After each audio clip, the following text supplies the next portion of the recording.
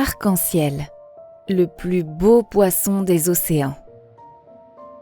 Quelque part, au plus profond des mers, vivait un poisson. Mais ce n'était pas un poisson ordinaire. C'était le plus beau poisson de tous les océans. Il avait les couleurs de l'arc-en-ciel et ses écailles brillaient et miroitaient dans la lumière comme autant de petites gouttes irisées. Les autres poissons admiraient ses écailles scintillantes et à cause de ses belles couleurs, ils l'avaient nommé Arc-en-ciel. « Arc-en-ciel, viens jouer avec nous !» disait-il. Mais le bel arc-en-ciel glissait près d'eux sans dire un mot, le regard fier, en prenant bien soin de faire briller ses écailles. Un petit poisson bleu le suivit. « Hé, Arc-en-ciel, attends-moi! Donne-moi une de tes écailles, elles sont si belles et tu en as tellement !» Te donner une de mes écailles? Mais qu'est-ce que tu imagines? Allons, oust, déguerpis! S'exclama Arc-en-ciel avec dédain. Effrayé, le petit poisson bleu s'enfuit d'un vif coup de nageoire. Il raconta aux autres poissons sa mésaventure. À partir de ce jour-là, plus personne ne voulut adresser la parole à Arc-en-ciel. Et quand il passait près d'eux, les autres poissons se détournaient. Mais à quoi servent les plus belles écailles du monde s'il n'y a personne pour les admirer? À présent, Arc-en-ciel n'était plus seulement le plus beau poisson des océans, c'était aussi le plus seul. Un jour, il fit part de ses soucis à l'étoile de mer. « Je suis si beau, lui dit-il. Pourquoi est-ce qu'on ne m'aime pas ?» L'étoile de mer se tut un instant, puis elle dit « Derrière le récif de corail, il y a une grotte. C'est là qu'habite Octopus, la pieuvre. Elle sait beaucoup de choses.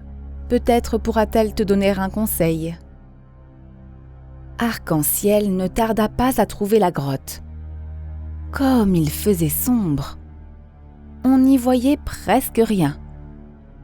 Soudain, il vit briller 2 yeux dans l'obscurité.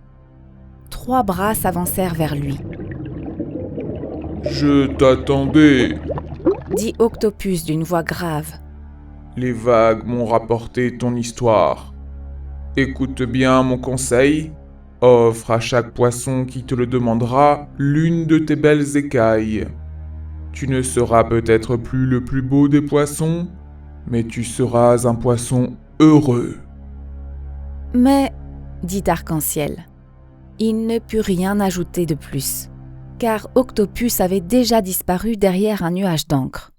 « Offrir mes écailles, mes magnifiques écailles, pensa-t-il indigné. « Jamais! Ah non, je ne pourrai jamais être heureux sans elles. » Tout à coup, il sentit l'eau vibrer. Le petit poisson bleu était à nouveau près de lui.